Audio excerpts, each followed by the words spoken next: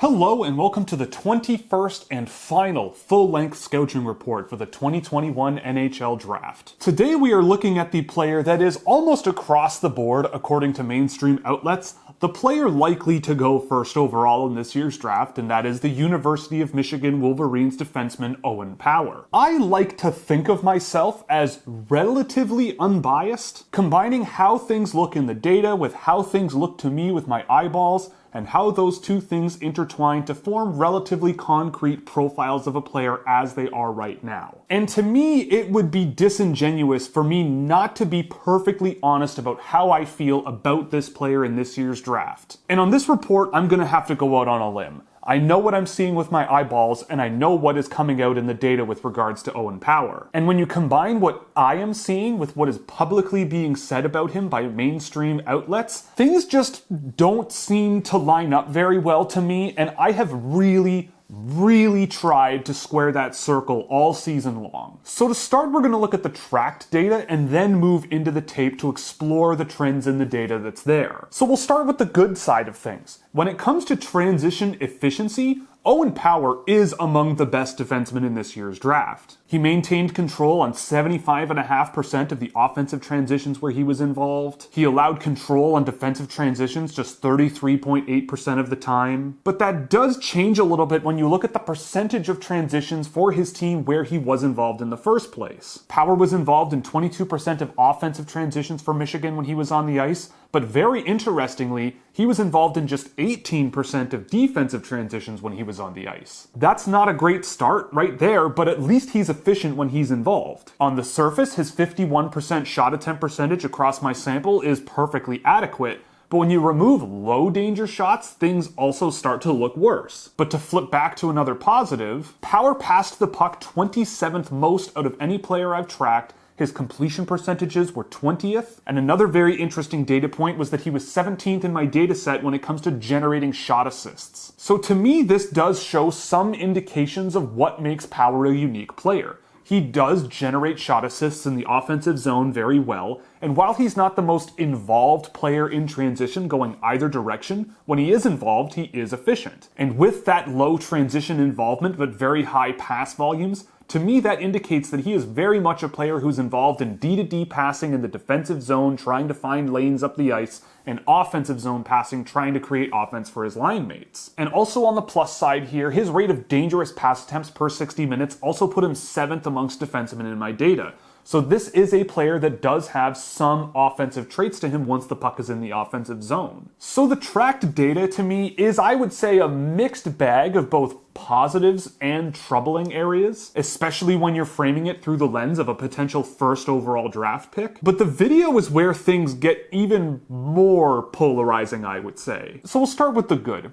I think a lot of people chuckle or laugh when other people say that you can't teach size. But I do think that there is some merit to that, except you just have to frame it the right way. If you take up a lot of physical space, those who do not can have a more difficult time getting around you in the game of hockey. And Owen Power certainly from time to time can use his frame to close out gaps and create space for his line mates using that frame that he has. Another advantage that his size gives him is a tremendous reach with his stick. He can close out gaps effectively, lead with his stick, and provide strong stick checking ability entering the defensive zone especially. And there are flashes of this multi-layer defense that I'm always looking for in defenders with Owen Power. He can lead with his stick, use his body to get good body positioning and prevent retrievals by the opponent. Where things are really positive for me with Power is that when the puck is on his stick and he's moving in the offensive zone, when he drives across the ice on his edges and using turns, he has tremendous puck protection ability. Again, that comes from his tremendous size. And there is pretty good skill, I would say, for a guy as big as 6'6", and all of those traits with the puck can help him create offense at the NCAA level from time to time. And if he's quarterbacking a rush through the neutral zone, he can absolutely truck through that area of the ice. When he gets moving, he can be a very difficult player to stop. And to me, this is a hallmark area of his game that really didn't come out, I think, as often as it should have. But if you give Owen Power time and space to generate speed, he probably will find a way to get the puck in the offensive zone. So hopefully over time this comes out more often than it did, because his offensive transition involvement, like I said, just on paper, wasn't very high. And something interesting with Power is that there is a bit of creative offensive flair here. He has good adaptive thinking to evade opponents in single layers, and if his skill and agility develop further, he could be even more of an offensive threat than he already is, just by looking off opponents better, juggling between passing and rushing up the middle of the ice, and bringing those traits to the offensive zone to be more productive on the score sheet. And on that note, while his production wasn't necessarily extremely impressive, his vision for cross-ice offensive zone passing was really interesting, with great deception that did lead to quite a bit of production in the viewings I had. And one game I tracked was at the World Championships, and while I did see some relatively glowing reviews about him,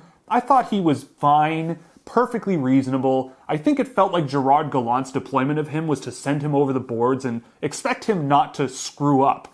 And he didn't, most of the time. But what did come out in his game at the World Championships was that he does have the confidence, even on that stage, to jump up and play more of an aggressive defensive brand than I remember him playing with Michigan. He was jumping into rushes, showing aggression in the offensive direction, and jumping up in the defensive zone to close out breakouts early, and he was relatively effective at all of those things, which I didn't see a ton in Michigan. So that also could bode well for him being more of an offensive-leaning and aggressive defenseman, both offensively and defensively. So it is not at all like there is absolutely nothing that makes Owen Power a very, very good NHL prospect. He is in my top 10 for a reason, and I think the potential in his game is definitely very high, especially when you consider that the combination of tools that he brings can be somewhat hard to find. However, the results that Owen Power has put up this season to me are mediocre, especially in the lens of a potential first overall selection. And the amount of video that I have that is concerning to the point of real concern that directly leads into the mediocre results to me is overwhelming. For starters, for a guy with the frame that Owen Power has, Owen Power gets beat physically a lot.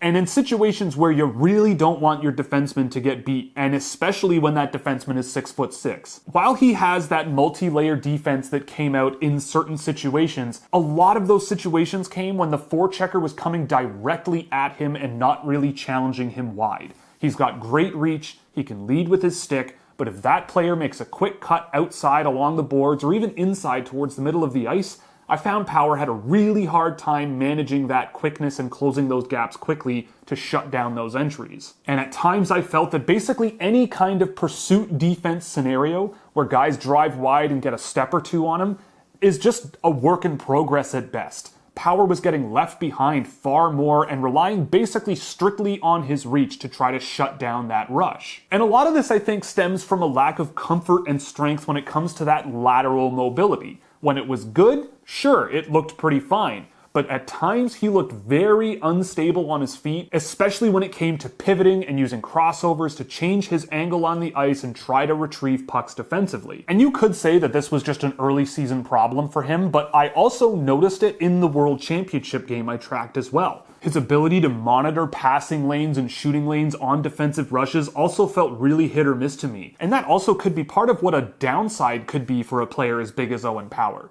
If you're 6'6", you've got a really long stick, really long arms, really long legs, and it does not take much motion to create very large gaps between those three contact points with the ice. And the puck can just sail right through a guy as big as Owen Power in situations where you really don't want it to. But what is also very troubling to me, especially with regards to what is being publicly said about him and his projection, is going back to that low rate of defensive zone transition involvement. Power had a low transition involvement not because the opponent was not targeting him, but because he would just sit back and relinquish those entries and just wait for the play to come to him to close it out. Yes, he has reach and can lead with his stick, but there was a lot of situations where I couldn't count any kind of defensive transition involvement because there was no imposition whatsoever. And when he leaves gaps that wide, it gives them even more space to generate speed and drive wide on him, which is also a weakness that he had, as we mentioned just recently. And where things can go catastrophically wrong at times is on defensive zone retrievals.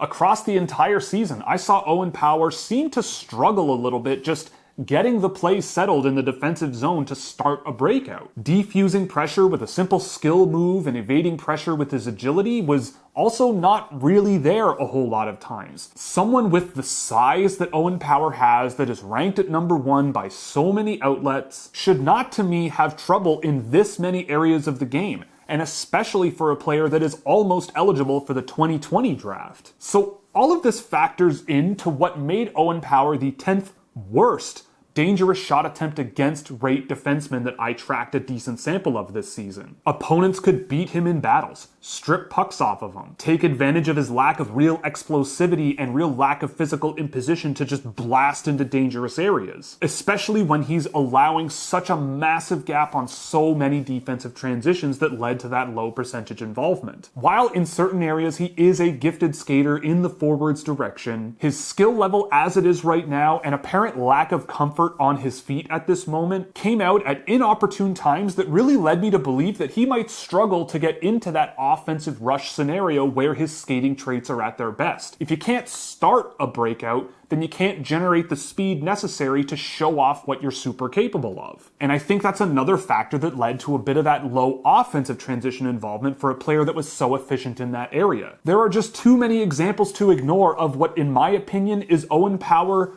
barely escaping a total catastrophe in his own end, even if there are traits that are hard to find in other defensemen in any given draft year. Far too often, I felt Owen Power basically let the opponent do whatever they wanted with the puck, and his focus seemed to be more on just taking up a zone of influence defensively and trying to close out passing lanes and break up pucks strictly using his reach, which to me just doesn't feel super projectable right now. Some areas of the game did improve over the course of the year, and he did seem a little bit more comfortable as time went on, for sure. But I still, by the end of the year, did not feel that Owen Power was really much of a needle-moving defenseman in the NCAA, let alone a dominant one who is a shoo-in to be first overall. And that, to me, is also another huge concern for what NHL teams might have in store for him, whether it's the Buffalo Sabres or not. And if this is a player where coaches fall in love with him and think that his potential is just too high to ignore,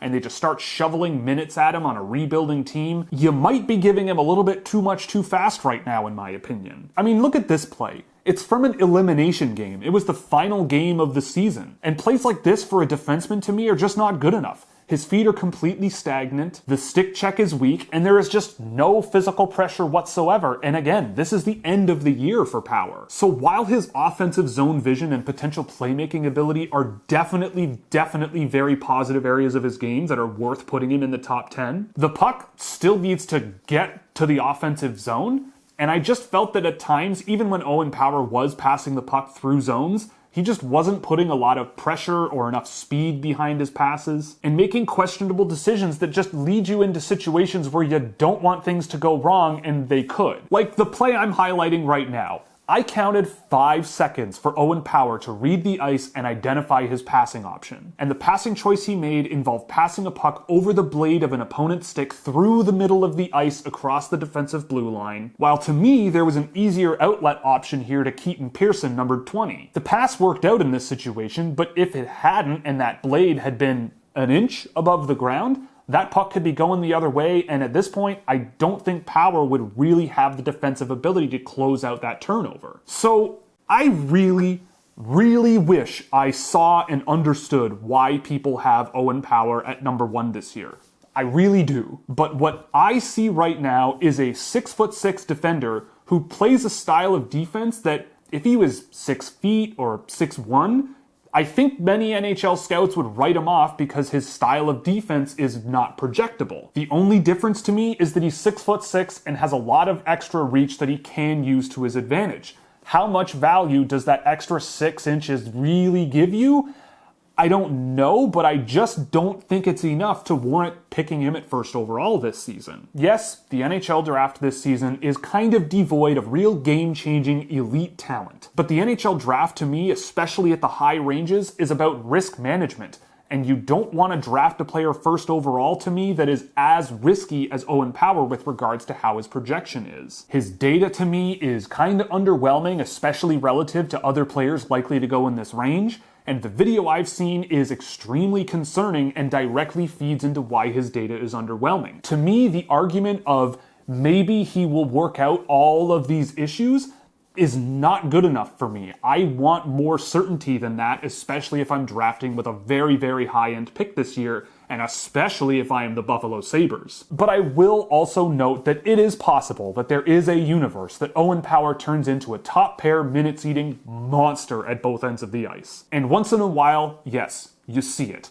In isolation, you can pull out a clip here and there that is extremely promising. But I have outlined a number of areas that are consistently troubling. And those areas are things that I just haven't heard a whole lot of from really that many other outlets. And that, to me, is also concerning, both for me and for projecting Owen Power into the NHL. So what's the best part of Owen Power's game? To me, Owen Power's ability to protect the puck through the neutral zone once he's got a head of steam going and enter the offensive zone with control is really, really impressive. It's undeniable. He finds open seams through the neutral zone, drops his hips well, uses his body weight to protect the puck, uses strong turns to drive into that open seam, and uses creative passing motions to deceive opponents and find passing lanes in unique ways. So I think there's definitely a ton of offensive potential with Power as a rush quarterback, especially on a power play situation, and to me that is the thing that might be the hallmark of Power's game in the future. The good part is kind of nebulous, and it's really just,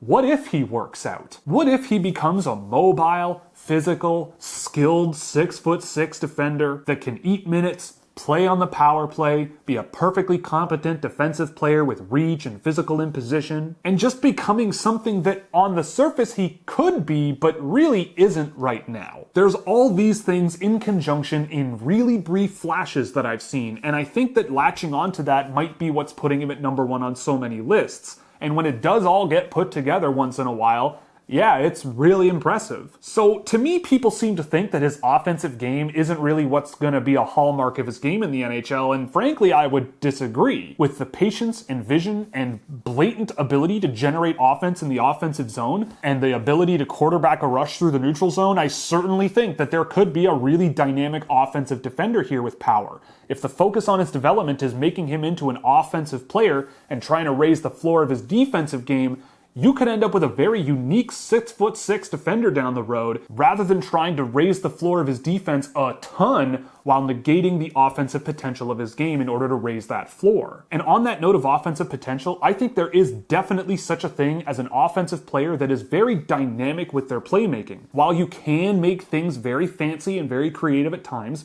which Owen Power can do, at the same time, you also need to recognize when gifts are just being handed to you. And Power can do that as well, especially in the offensive zone. The not so good part to me is, will he hit at all? What if he doesn't? Because to me, there is a long list of things that need to improve in order to hit that ceiling. It's just really hard for me to look at all of the video I have and really pick one specific area where Owen Power really needs work the most. He is a big player that has issues with puck control that you definitely can see with big players, but it's likely more concerning to me that he is a big defenseman who I just can't help but think plays small. And unlike a lot of small defensemen, he doesn't have the mobility or footwork to really close those gaps and stay tight to forechecks and use stick checks and physical imposition in conjunction consistently. And yes, he's a fine stick checker and his reach is a gift, but there is so much more to the picture of playing defense that really was underwhelming to me. And even when you look at shutting down play in front of the net,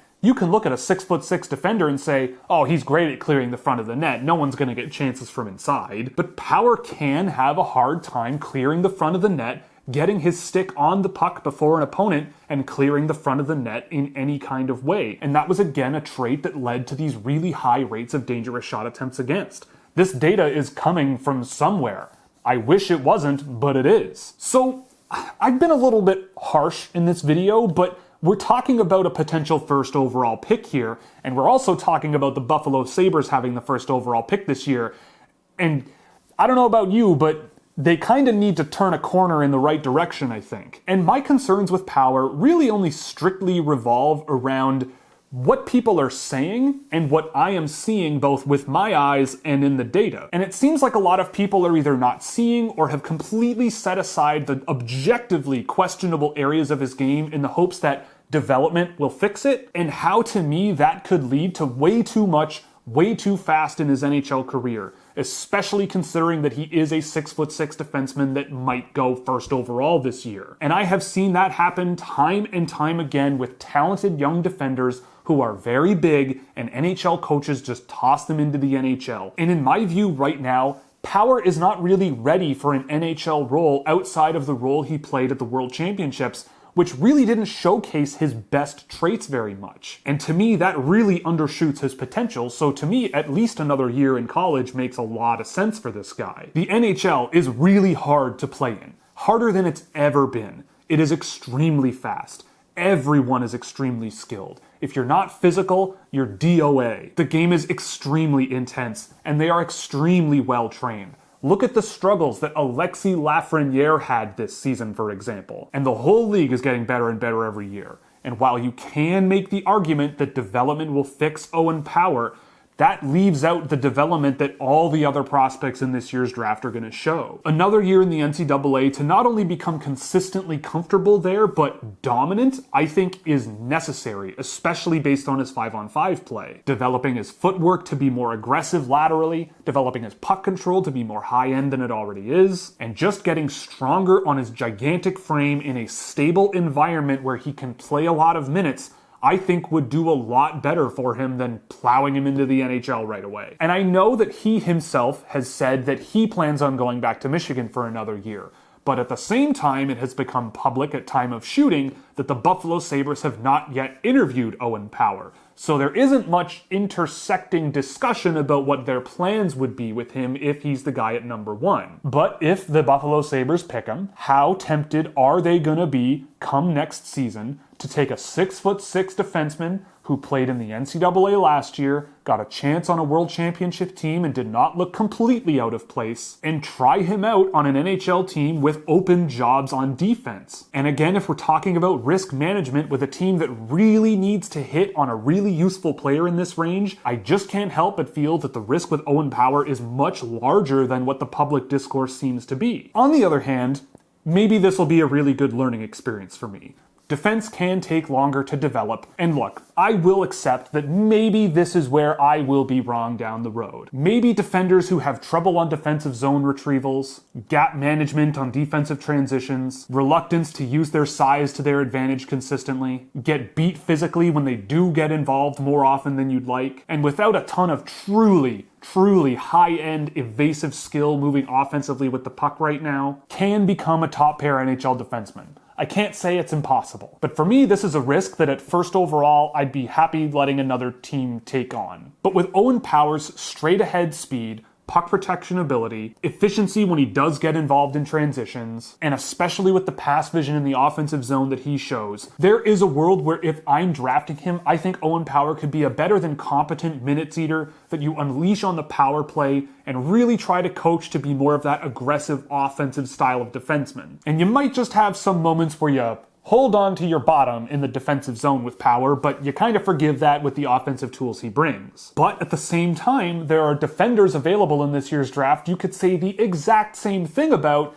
but they're just available later and just not 6'6". So to close, I'm sticking my neck out on this report. I really wish I saw what everyone else is seeing, and I really wish I could lock Owen Power in at number 1. But I just can't. I know what I'm seeing, I know what's in the data, and I just have to be willing to accept that on this one, maybe I'll be wrong, but my gut just keeps screaming at me, and it has all season long. And if I put Owen Power at number 1, I would just be falling in with the groupthink, not trusting my gut, not trusting my brain, not trusting my data, and to me that just feels disingenuous. And if I'm wrong, I'm wrong. It happens. And throughout all of this, I honestly do not mean any disrespect to Owen Power. I think he's going to be a perfectly fine NHL defenseman with development. The concerns largely come from the mismatch going on here. I think people see his size and the potential of his game and set aside a lot of things that are objectively weak in his game. And through it all, to me, he's still a top 10 player. He's ranked 6th on my board, and I don't think he's going to be any higher, but I also don't think he's going to be much lower. He's a really interesting prospect to add, especially if you play more patiently with him. Is there a universe where he becomes the best player to come out of this draft? Sure, it's possible, but compared to all of the other players in my top 12, especially the defenseman, he is among the riskiest of them all. And if I'm picking first overall or second overall or even third overall this year, I'm not really looking to take on a ton of risk, but maybe that's just me. So, with that being said, that is it for the 2021 series of full-length Scouching Reports. I hope you enjoyed whether you watched one or all of them. I want to thank you all for watching them this year. They're always a ton of fun to make, and I cannot wait to see what comes out for the 2022 reports. We'll be doing a final ranking video leading up to the draft, and in the week leading up to the draft, there will also be some live streaming and Q&A sessions on YouTube, so stay tuned for those. And we will also be doing live streaming during the NHL Draft this season, as we have the last season. And as always, any funds raised during our Scouching Draftathon will be donated to charity. This season, the money will be going to the Gord Downey and Chani Wenjack Fund, and will be matched up to $1,000 by myself. The stream will be YouTube only, and the links are available on my channel, so be sure to set your reminders now so you don't miss it. But if you don't want to set a reminder, just tune in anytime about a half hour before the draft on both days. So that's it. Thank you very much for watching. If you liked it, click all the buttons below me so you never miss another one. If you really liked it, you could subscribe on Patreon or click join below to join our YouTube membership program. If you do, you'll get access to early access to videos, a Discord server, written reports, data visualizations and data sheets, and plenty of other goodies. Or you can pick up some merchandise from the Scouchwear shop, where 50% of profits go to the Women's Sports Foundation. So that's it. Thank you very much for watching this season of Scouching Reports, and we will see you back here soon.